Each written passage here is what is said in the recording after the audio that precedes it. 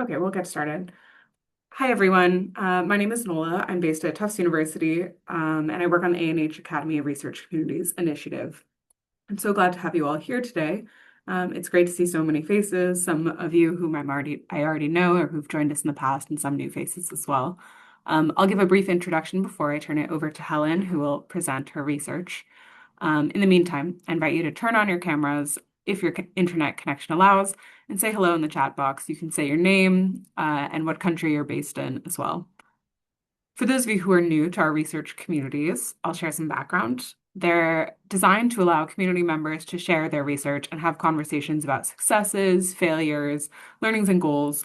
Anyone can present. We encourage them to be opportunities to share new findings or emerging research. And there are very few requirements to present. We just ask that you have a clear goal and offer a short description of the topic, and then save half of this presentation time, half of the hour, for discussion with others on the call. If you'd like to present at an upcoming event or write a blog or share anything else, you can email us at researchcommunities@tufts.edu, and I'll put that in the chat momentarily. And we have two research communities. We have this one on food access and demand for healthy diets, and that can be any kind of perspective on food access. And then we have another one on food supply loss and waste. And so between the two of them, we cover all different aspects of the food system. So today's session will be a presentation on livelihoods and pastoralism from Helen, and then followed by a group discussion where you can ask questions, give feedback, or draw parallels to your own research, or simply listen if you prefer to do that. So now that that's out of the way, I will turn it over to Helen, and I will share my screen and then those chats as well, so you have all of that information that I just gave.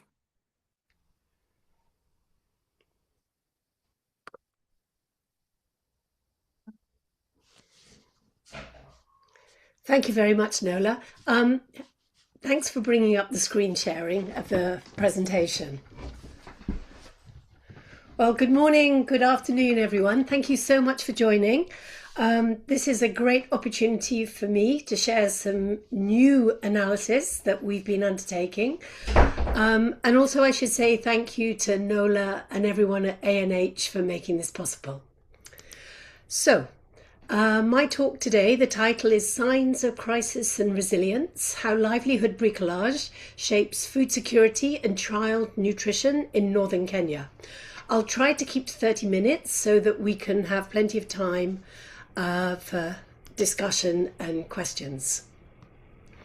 So, as I said in the summary, the presentation considers why some communities in northern Kenya continue to experience high levels of wasting, while others demonstrate resilience or show signs of improvement. Next slide, please. So a brief outline of the talk and also some acknowledgements. So first of all, I'm going to give a quick recap on the persistence of child wasting, acute malnutrition, and an adapted drylands framework that we've used to inform our research. The research I'm going to be reporting on is drawn from a USA Nawiri study, which was mixed methods longitudinal in the counties of Isiolo and Marsabit in northern Kenya. I'll be reviewing livelihoods as investigated using qualitative methods. I will look at wasting in context of these two counties. And for the second part of the talk, I want to focus on how we looked at livelihood bricolage, or our analysis of livelihoods, primary strategies, and their diversification, using both qualitative analysis, but also we've recently tried principal component analysis and found it to be very powerful and useful. Finally, I want to share some key insights from the work in relation to resilience versus vulnerability, and also reflect on what this particular approach has taught us. But I have to say from the beginning, this is teamwork, and I'm really pleased to see some of the team online with us today. We had two universities, one Tufts, and our core team was Anastasia Marshak, Elizabeth Stites, and Achiba Gargule. And from Kenyatta University, we worked with Professor Sophie Achola and Dr. Elijah Odondo. And we also had many field supervisors from Kenyatta University. The lead in the USAID Nawiri consortium supporting this research was Catholic Relief Services, and on the ground, Caritas Marsabit and Caritas Isiolo very much supported the research, made it possible. I also want to acknowledge the support and contribution of the county governments of both Marsabit and Isiolo. Next slide, please. I will say that usually we do joint presentations, but as I'm presenting just a particular part of the analysis, which is still very preliminary, I felt it was possible to share with you so we could actually have some discussion to feed back to the rest of our group. So as context and background, it's important to understand that child wasting, which is one part of child acute malnutrition, it's not only a problem in acute humanitarian crises and failed states, but it's also persistent in middle-income countries such as Kenya. In studies of persistent child wasting, we have found that in many dryland regions, we suffer from this same problem, where the prevalences of child wasting often exceed the IPC emergency thresholds. And this is despite extensive humanitarian efforts and international attention. Now, northern Kenya is a good example of this. There has been substantial humanitarian efforts and policy reforms and to some degree development, but nevertheless, high rates of child wasting have persisted particularly across the northern arid and semi-arid lands. In the graph, you can see a comparison of the non-arid counties on the left, and the arid and semi-arid counties on the right-hand side. And the results of the demographic and health surveys show that they are consistently higher in the ASAL counties, which is what prompted the USAID Nawiri project. Next slide, please. So I'm going to be drawing on the data that was collected under USAID Nawiri from 2021 to 2023 as part of a mixed methods longitudinal approach. The little timeline summarizes the quantitative data collection. So we had 12 rounds of quantitative data, including an in-depth annual survey at the end of each of these years.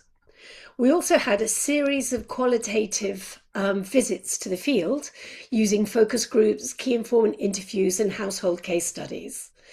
And we also did geospatial analysis, because for us it was very important to understand the spatial and temporal patterns in rainfall, vegetation, and temperature, which, as we know in drylands, are very extreme. The other point to make here is that the study was conducted in what we call sentinel sites. And these were, and actually, if we go to the next slide, I can explain this. So the study sites are presented here. So the grey inset map is a map of Kenya, and the small boxes are outlining each of our 4 study sites, thank you, and each of those is shown in one of the quadrants. So starting at the left-hand side, you can see the lakeside communities. The quadrant clearly shows Lake Turkana. We should have it as blue, but for some reason it's come out green here. But anyway, on the upper left, it's Loyangalani and Moite, both of which are small towns. Now, Loyangalani, as you can see, is on the eastern shores of Lake Turkana, and this presents opportunities for fishing as well as some limited employment. But most people in this region have a long history and tradition of pastoralism, and they often come to these areas, particularly to a small area called Moiti, as their drought fora. This is a destination where pastoralists migrate during times of extended drought stress in order to access their kinship support, but also humanitarian assistance. On the top, and Loyangalani is in Marsabit. On the top right is Les Amis, which is also in Marsabit County and is predominantly pastoralist, and the communities are located in the vicinity of Les Amis town, and where broadly they have very good access to the rangelands of Marsabit. And there are a few opportunities here for cultivation and some very small opportunities, income opportunities linked to the town. So bottom left, very different, we have Ngaramara in Isiolo County. And Ngaramara is situated along the main road to Isiolo, which is the capital city of Isiolo County. So it's basically relatively close to a large urban conurbation.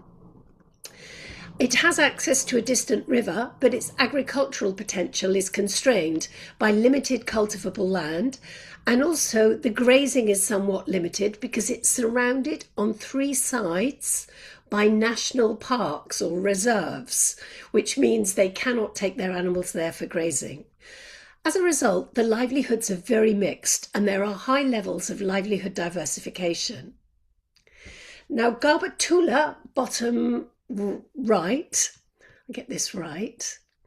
Garbatula has mixed livelihoods, dominated by pastoralism, but some agriculture. The agriculture is possible because it's situated on the banks of the Owasso-Nyiro River, which allows some of that cultivation.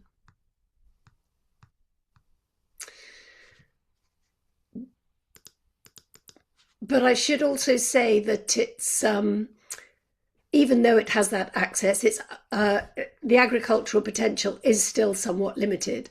The point I want to make on this slide is that each of these study sites has very distinct livelihood systems that are a reflection of their ecological variability, but also their climate, which varies, and also the structures and institutions that shape access, control, and the distribution of resources and opportunities. Also on the map, you might be wondering, what is the difference between the little green dots, which are our community locations, and the red squares? The red squares are actually pastoralist fora. These are temporary encampments where pastoralist herders and their families can access grazing areas. And as I mentioned, they're temporary and dynamic, so they're going to be moving. But our study made a point of reaching out to these fora and interviewing people while they were mobile and in the rangelands, which I think is a very important point for pastoralist studies. Next slide, please. I'm going to have to speed up a bit, I think. So the next slide shows the rainfall variability, and it's focusing on one area, Les Amis, but it demonstrates what I want to show.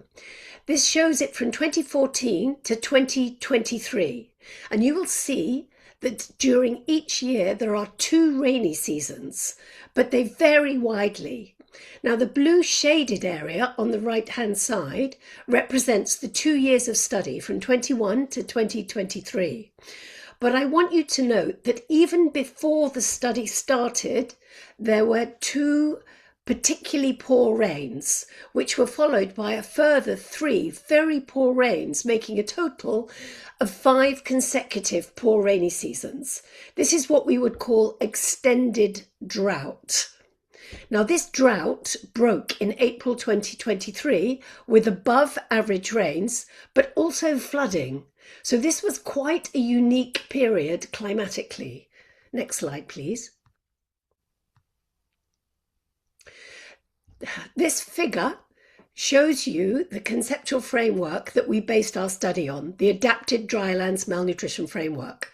I don't want to say too much because there isn't time, but I will say it's based on the livelihoods. Sorry, it's based on the original UNICEF framework. So those of you who know that will see at the top we have the outcome, the malnourished child. Then we have the immediate causes linked to diet and disease. And underpinning that, the underlying causes or drivers linked to food security, care, social care and care environment, and health, public health, access to public health and the health environment. Now, all of that is unchanged from the UNICEF framework.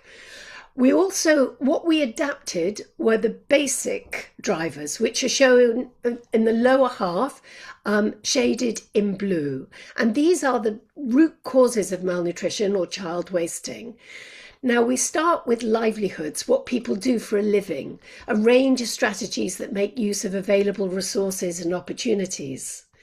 Next, we have the systems and institutions. These are very important and they include the political, social, economic structures and institutions that shape livelihoods by shaping access, control, distribution of resources. They also include governance, policies, legal frameworks, food and health systems, cultural and social norms and values. So critically important in relation to livelihoods and also the underlying drivers. At the bottom, we have environment and seasonality, which provides the basis for livelihoods, the environmental basis, the natural resources for production systems. And these in turn are shaped by systems and institutions. And just to emphasize that drylands are a unique environment with high variability in rainfall and a wide spatial distribution of rangeland resources of pasture and water. Next slide, please. So our study confirmed that wasting is indeed persistent, but even when it's persistently high, above the emergency threshold for 2 years, it also shows some seasonality, which you can see in this graph. This is combining all the data over the 4 sites. We did see differences, but we don't have time to go into them. While that flood at the end of the study did improve the situation in some ways, it actually brought new shocks with the flooding. And again, we can talk about that a bit later. Next slide, please.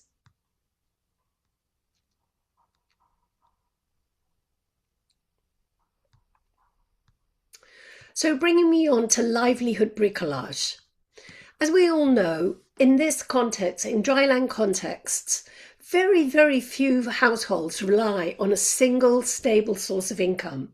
Instead, most of their food and income sources are highly seasonal and highly irregular. In other words, they are infrequent, they might come as lump sums rather than regular payments, and there are very wide-ranging levels of risk and return attached to each type of livelihood activity. Now, at the household level, people are developing diverse livelihood portfolios through processes of livelihood bricolage. Now, what do we mean by that? So the portfolio is the combination of activities a household engages in. And it's basically at the household level, and it's linked to their choice and agency. And I want to emphasize here that livestock and pastoralism, they remain the bedrock of most dryland livelihoods. They're incredibly important. And even those, for example, people working for the Ministry of Health, they recognize that, and they also will have livestock interests. But our research also showed that livelihood diversification has become prominent across all study sites. So people are moving in and out of particular strategies, seasonally or opportunistically. And we also found in looking at these portfolios, they were non-linear, adaptive and contingent, all very important concepts that I can explain more later.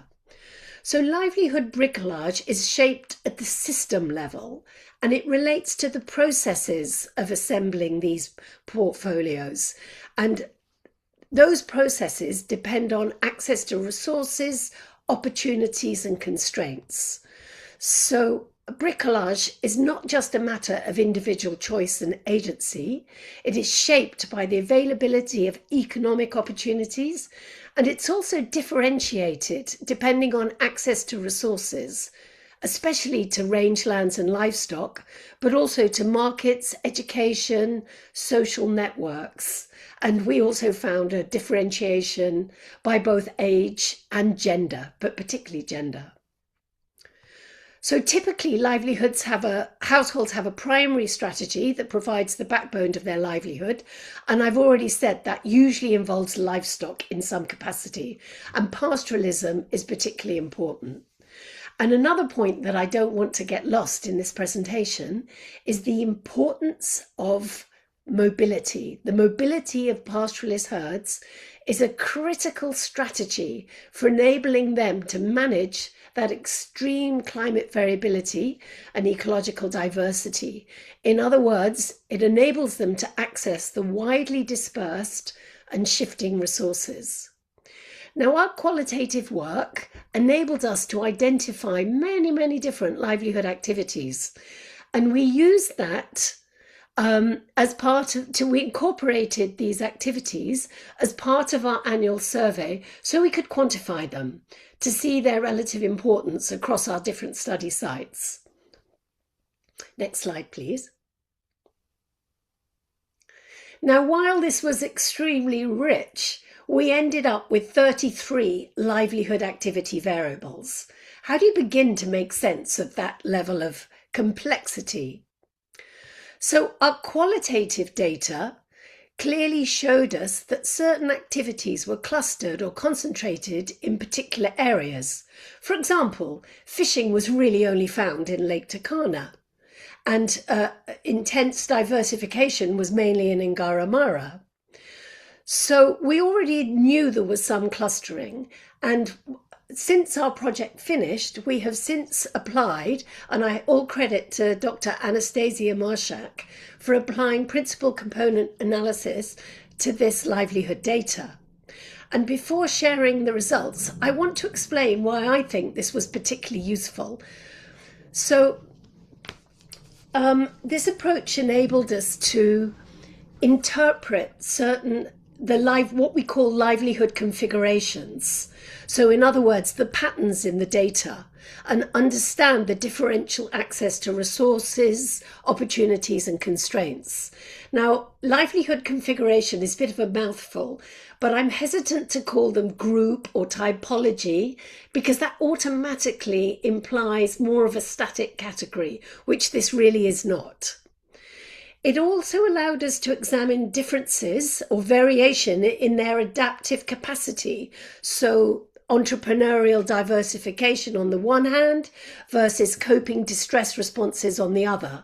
And also to try and it helped us to identify some maladaptive strategies, particularly the qualitative data helped us identify these. Finally, we took key outcomes such as child wasting and food security and examined their association with these different livelihood configurations, and also were able to draw some conclusions on resilience and vulnerability. So to the results very quickly. Thank you. So first of all, on the right you have a table, and it shows what we call the dominant loadings that are strongly associated with each principal component. So the principal component analysis generates a number of components, the strongest being the one accounting for most variation, the first component, and then they reduce after that. So the first step is to identify the dominant positive and negative loadings for each component. And you will see that we have shaded the positive ones in blue according to their strength and the negative ones in red. So once we have done that, the next step, which I'm going to show on the next slide, is to interpret the components in relation to their loadings.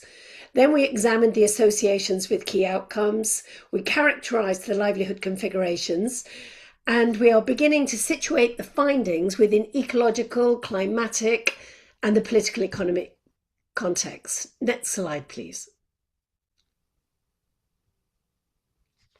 Sorry for going so fast. So, in this table, we have a summary of that previous table. So the first component we have characterized as a mobile pastoral market livelihood, which is adaptive but under stress. And if your screen, if it's big enough, you should be able to see that the highest loadings, almost all the loadings here, are linked to livestock. We have livestock trader, we have raising one or two goats, which is something that women do, particularly those who have access to markets. Livestock production and sales is weaker. Boda transport is motorbikes transport, predominantly by young men who are offering transport services to remote communities. So they might be taking milk to markets, for example, for marketing. And the last one is domestic labour. Nothing was strongly negative in this particular, for this component, although these are quite low loadings. Anything below 0.2 is considered fairly low and possibly meaningless. But we'll come to the associated outcomes later. Coming down, the second component was related to a fishing-based informal cash economy. And for example, canoe fishing, which is usually done by young men, is very risky because the canoes are unsafe, and also it's not legal in all of the areas of Lake Turkana. And also drying fish for sale, which is done by a cooperative, but also by women. Hired fishermen, which is working on the motorboats as opposed to the canoes. And I've also added in there, well, brewing came out weaker, but it's still above 0.2. And brewing is illegal and something that women do out of desperation. In many places it's not done because it is illegal, but it was found in some situations. So some of these informal cash economy activities are highly risky. Now, negatively associated with this particular component was farming, which is not surprising because around Lake Turkana, where fishing is done, I already mentioned there is no cultivation. The third component is non-livestock diversification. So entrepreneurial activities such as small business, running a kiosk, which is like a small shop, petty trade, clothing sales, tea stall, and again, boda. So all economic activities linked with market integration. And you can see here we have a negative association with some livestock activities. The last component that I've included is distress coping extractive livelihoods. So distress coping strategies, which are very extractive based on natural resources. So wild food collection and sale, production of charcoal and sale. We also have domestic labour and day construction labour, which are all fairly marginal activities with low returns. And again, negatively associated with livestock production. Something I forgot to mention is that all of these components, these livelihood categories or typologies, are independent and unique. On the right-hand side, you can see the association with food security and wasting, which are probably the most important ones to look at today. And we see that the mobile pastoral market livelihoods and the non-livestock diversification are both associated with better food security, whereas the fishing-based risky livelihood and the distress coping all have negative food security loadings. Wasting was only appears under the fishing livelihood, and also the non-livestock diversification, where it's actually better. So we have increased wasting in the fishing livelihoods and improved nutrition in the entrepreneurial one. I'm not going to dwell any more on this table because we don't have time. I want to move on to the next, but we can always come back to it.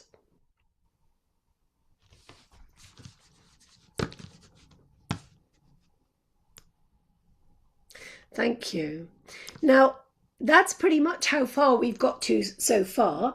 The next step is actually to map these livelihoods against against these components. But in the interim, in reviewing what each of these components mean, I've positioned them against two axes. Let me just check my notes. So the two axes are mobility and access and market integration on the left-hand side. And from top to bottom, we have improved livelihood resilience, food security and wasting. So we're basically mapping the resilience versus vulnerable against their mobility and access and aspects relating to that. So on the mobility axis, towards the left, we would assume this means low assets, limited mobility, constrained market opportunities. Whereas to the right, we have greater mobility, which could include boda as well as mobility, as well as pastoralist mobility. It's market connected, it's livelihood resilience, and better food security and better nutrition.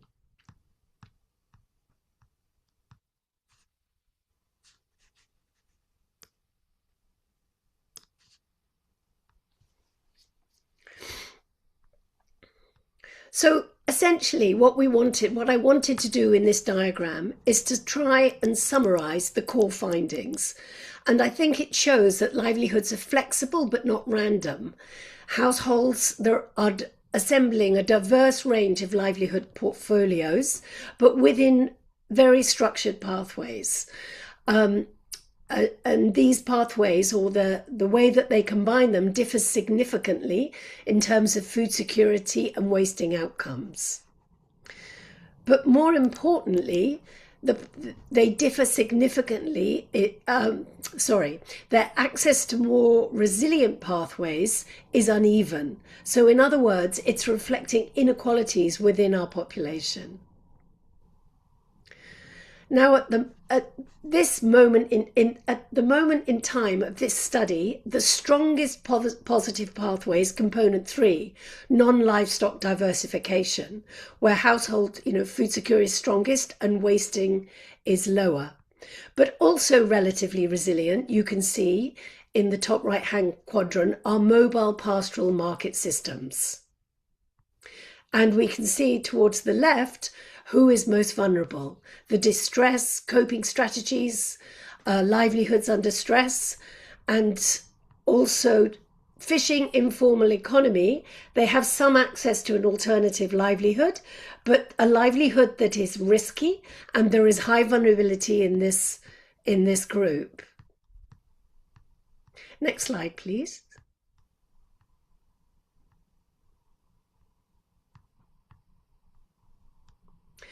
So finally, I wanted to reflect on some of the insights from this work.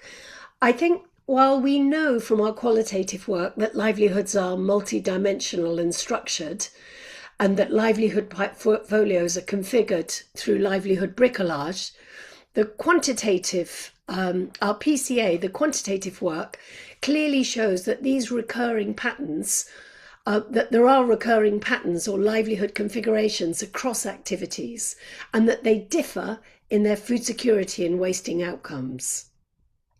We also see that not all livelihood diversification is beneficial, and we think it's very important that we differentiate between diversification that is adaptive, that's a positive diversification of, say, the pastoralist livelihood system, which might mean adding value to aspects of their production or improving the quality of their production.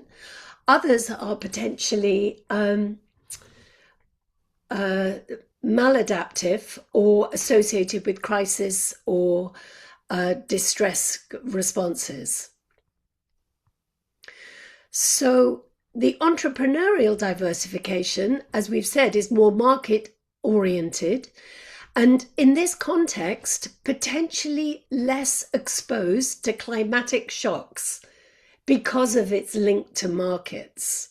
But it also depends on that access to markets and the opportunities it offers.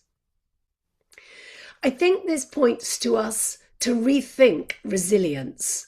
We know that the access to more resilient the access to more resilient activities is very uneven, and that the access to more favourable livelihoods, these more promising livelihood strategies, is contingent upon the underlying structural inequalities linked to access to assets, mobility of all forms, but also gender. So the key question, I think, should be which forms of diversification are both accessible and to whom are they accessible? Finally, I wanted us to think about short-term resilience and whether or not it relates to longer-term sustainability and resilience. Our quantitative analysis clearly shows that entrepreneurial diversification in this context, in this study, are less exposed to environmental shocks, and they're shown to be more resilient in the short term. But overall, based on our qualitative research, but also what we know about other dryland contexts, in the medium to longer term, resilience and sustainability are linked to mobility and access to environmental resources, market integration, and economic opportunities. And I want you to note that even when under direct stress of 5 failed rainy seasons, the pastoral mobility access livelihood configuration is not associated with wasting, which indicates its importance in relation to mitigating those external pressures on child nutrition. So with that, I think I will end. And yes, we do have time for questions, but I did run over a bit. Apologies. Thank you very much, Helen. That was great, and no problem on running over. For everyone else on the call, feel free to just go ahead and unmute yourself and ask a question. If you're unable to do that, you can put it in the chat and we'll read it out there. But yeah, thank you very much. That was great. So we're open to questions.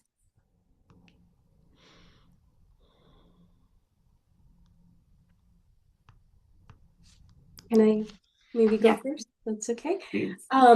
This is so very interesting, and I appreciate this presentation. I have a lot of questions on the methods. And Nola or Helen can cut me off at some point if I go too far to allow others. So these livelihood activities are these are at household level, is that right? The ones identified in the quantitative analysis, yes, because they are livelihood variables and every household is asked about them. Okay, so it's not necessarily, you're not trying to separate, men and women, other adult members of the household, children. You're not trying to go into all of that. It's as a household as the unit. In the quantitative analysis, we just ask whether they do those if anyone in their household does those activities. But in our qualitative analysis, yes, we do very much do that. So we undertake livelihood profiles of communities and we differentiate them. We particularly look at issues by gender and age, and then if there is a predominant system, we will identify that, or there are subsystems. So our qualitative analysis is much more nuanced. That's wonderful. So to understand the PCA, and this is my, just textbook only understanding of PCA, more or less. You do your PCA. Maybe I don't know if you're able to if we could look at the slides. The red and blue one first, and then maybe the one after it that summarizes. So in the red, hypothesizes. yes.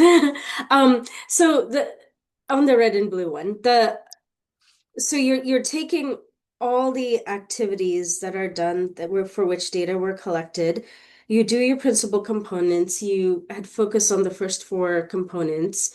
Um, and then my understanding is that like, so that generates for each household, if we're focusing on four components, four new variables that are linear combinations of all the income generating activities that are listed, right? So you have kind of four numbers.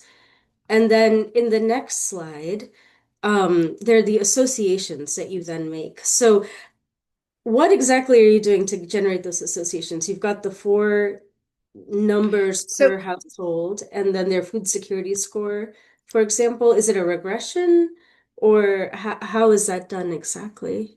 okay, those are the loadings that are taken directly from the table. So they are essentially associations. In this case, we can't look at significance. So that is the principal, that's the loading taken from the previous table Mhm. showing the components. But So for the associated outcomes, those are not loadings, are they? They must be. no, they were also included. The first time we did this analysis, we only did it with the livestock variables. Oh, But second time round, we put in these additional variables. as part of the PCA. Yeah, So those are loadings just like all the others. yes. Okay. Okay. I will think on that and let others ask Yeah, questions. Thank you. yeah. Yeah. Hmm. I'm just trying to look for my notes to see if I can tell you anything more helpful. This is where I wished we had Anastasia on the call and she could probably elaborate, but that's my understanding. Okay. Thank you. Uh, This is I interesting. mean, I understand that what is it? It's the when we select loadings, we want the highest scores, and generally, I think it's about zero point 0.6. Anything above zero point 0.6 is very strong, but as low as zero point 0.2 can be considered meaningful.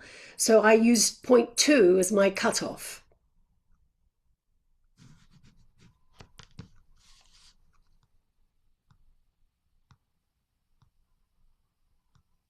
I should also say that usually I will be very skeptical of this type of analysis because it's generated patterns, and without the qualitative data, we have no means to interpret it or interpret it with any certainty.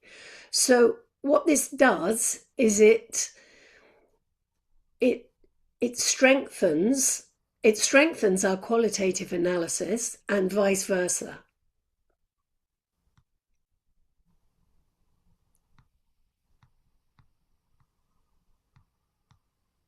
I'll be happy to come back to this conversation, but in the meantime, while you ponder that a little bit, we have another question in the chat from Musa. Musa, would you like to ask your question or would you like us to just read it out of the chat? Feel free to unmute yourself if you'd like.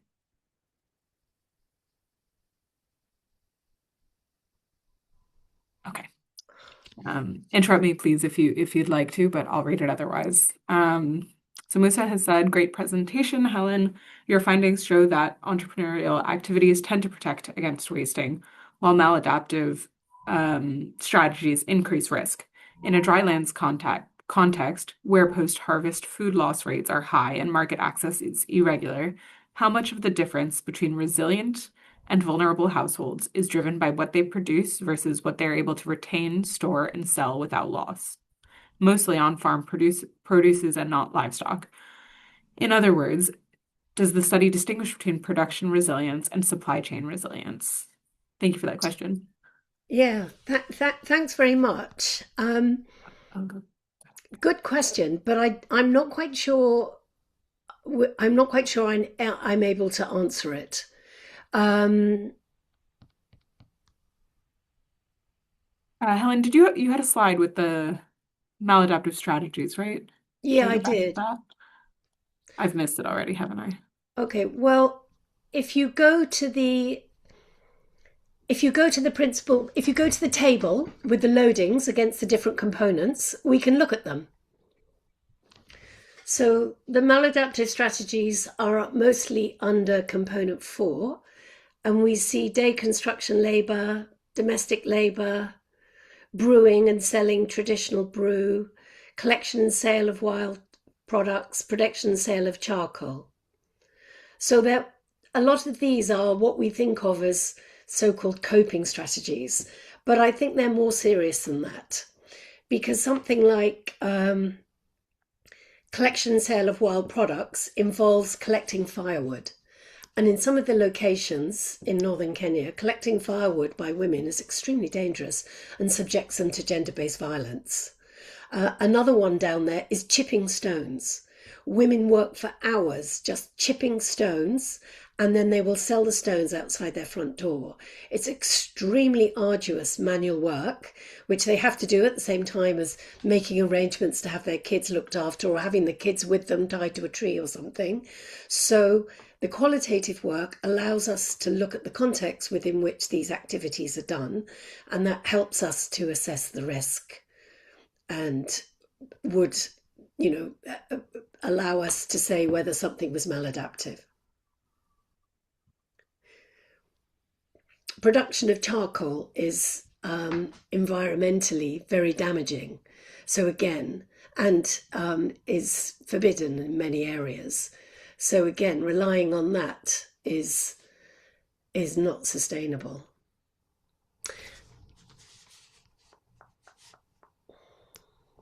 But coming back to your question,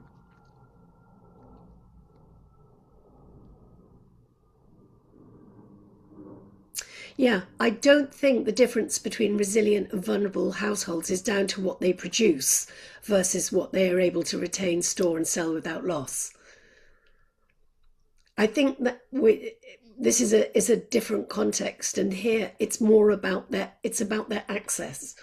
I mean, you could say that we've arbitrarily selected mobility and access as one of those axes, but I think it's borne out very strongly in our qualitative analysis, and also if we look at what the strategies are in the stronger, more positive components.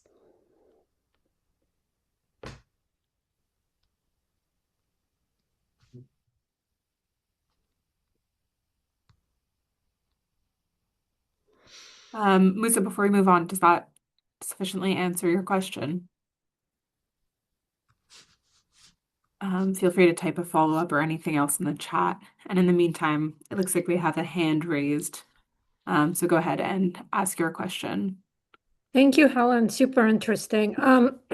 So what differentiates the poor households from rich households? You said there is income inequality, right? So are we talking here exclusively about the absolute rock bottom poverty people, or what demographic is here?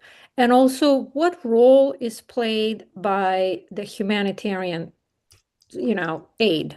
I mean, what's being supplied, and also by the Kenyan government, would they provide any kind of assistance, including logistics? And you said they're a middle-income country. And if they are a middle-income country, what are they doing for their own people? Thank you. Thanks very much for that question. Can we go back to, Nola, could you take it back to the slide showing the summary of the components? It's the one after this one. Yeah, that's it. So on the right-hand side, we have associated outcomes.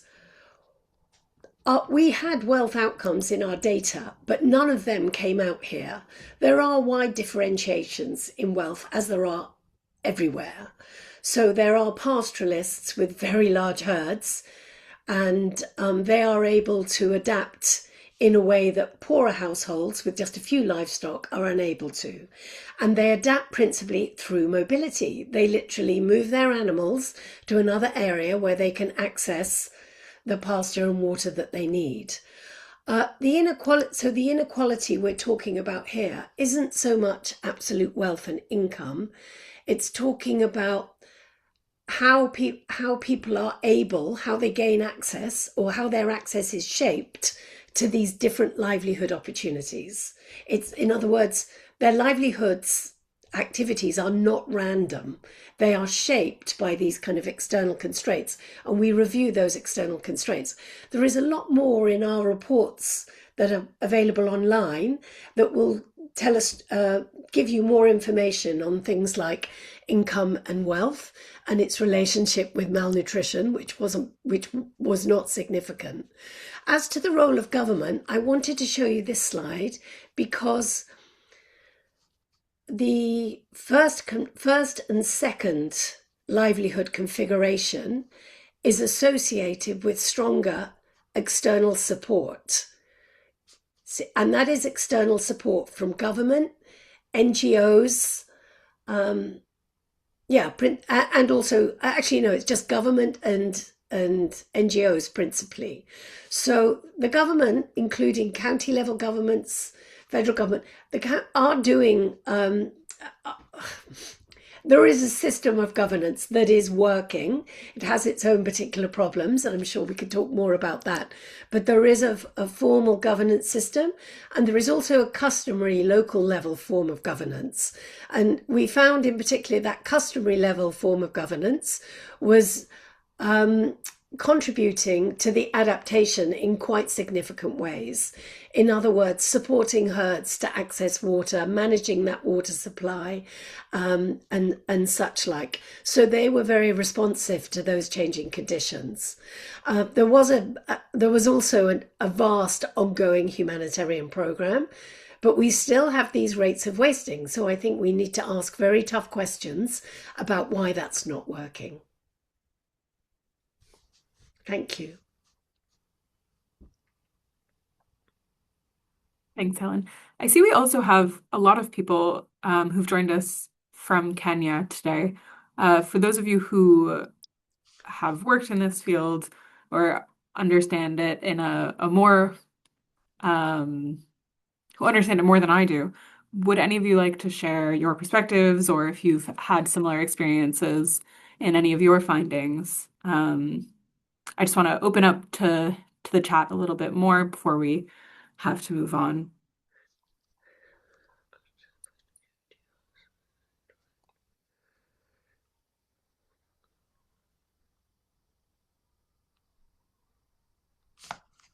I see there's a comment from Musa, who's based in Nairobi, Kenya. Musa, do you want to read out your comment? I think Musa was in a noisy background, right. so Okay, unable to. fine. But I think that was the question we've addressed, or maybe the It was original slightly introduction. different. Okay. The original introduction from Musa says, I work in GIS and remote sensing, focusing on how Yes, agriculture, that's it. food security, forest, and land Oh, systems right. interact. Okay. Yes. If there are no other comments from people, we can ask some more questions as well. Does anyone else have a question? Yeah, I've got a question if that's all right. Yeah, great. This is really fantastic, Helen. I learned a lot. Super interesting. I was especially interested about your finding that increased market access was associated with more positive outcomes in food security and wasting. And I was just hoping you could just speak a little bit more about that, and like what that means, for any future work. I do a lot of work on markets here at Tufts, so just really wanted to hear you speak a little bit more about that finding. Thanks, Alex. I think I need to emphasize again that, first of all, we're seeing different patterns in our data. Many of those maladaptive strategies are also connected to the markets. They're connected to selling stuff that people have obtained by very risky means. So I differentiate between the positive market interactions by calling them entrepreneurial, thinking them as positive, and the more maladaptive, which are either have a high cost or a high risk involved. So I think that's important. I also think that the climatic context of the 5 failed rains and floods has significant implications for the livelihood systems in this area. if I didn't have this data, I might predict that the pastoralist systems would be doing far worse.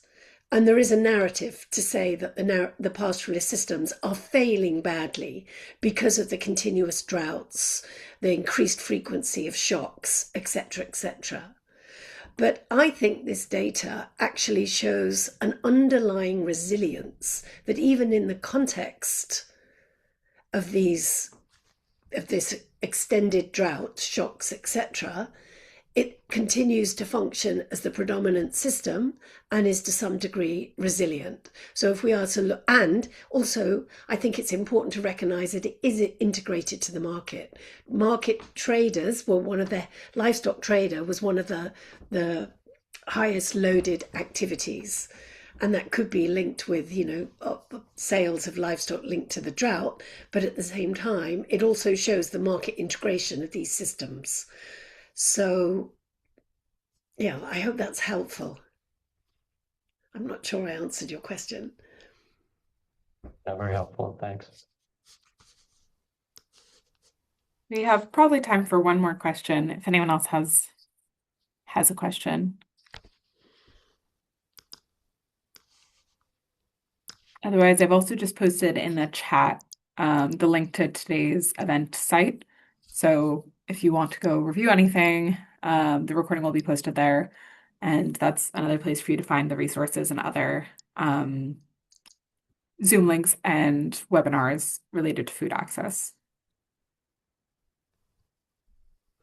And I should say, do reach out if you have other questions or you need to find if you just look up the USAID No Weary study on the Tufts website, you will find a lot more resources.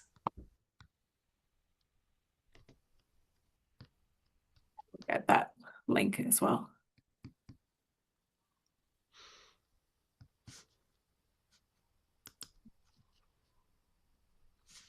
Oh, it looks like we just got one comment in the chat from Abdul Munim.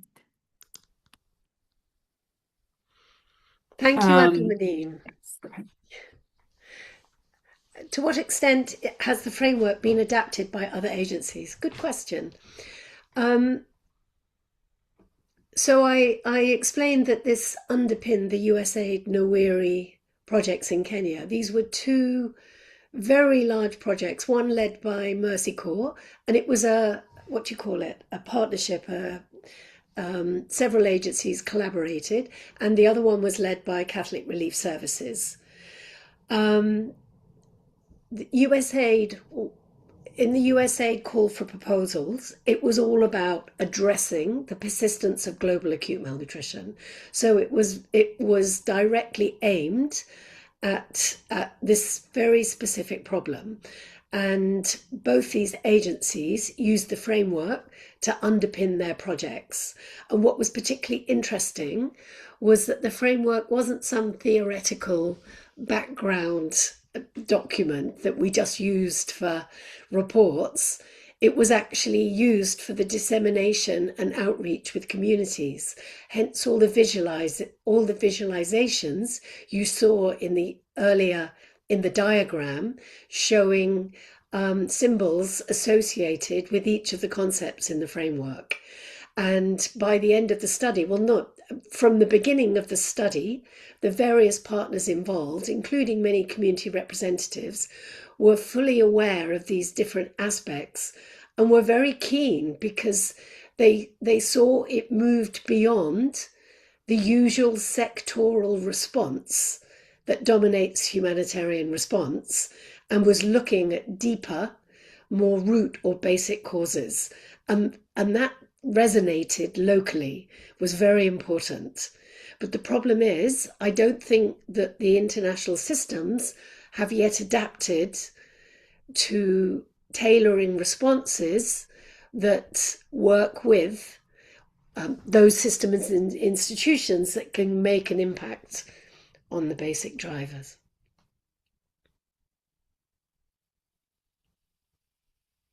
That's a pretty good note to end on then. So thank you very much, Helen, and thank you everyone for your participation and for joining us today.